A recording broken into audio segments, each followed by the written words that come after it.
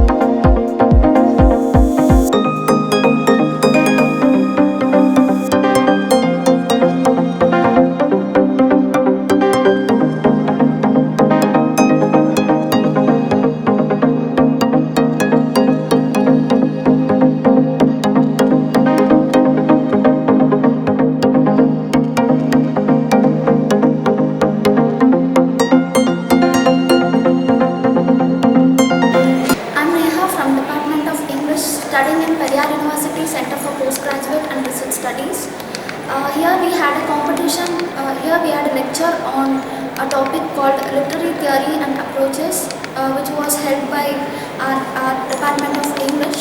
A sir called Dr. Alexander has came and gave a wonderful lecture on this topic. So I am really very happy for this lecture, and I feel really very excited to hear a lot from this lecture. I would like to thank our director sir, our HOD and our faculty members and our assistant professor Dr. P. Kritikaman. Thank you. I am Kavya from Periyar University Center for PG and Research Studies from English Department. Today we had a seminar about literary theory and approaches. It was an amazing topic taken by Alexander sir. We have learned many things about literary terms and theories and approaches.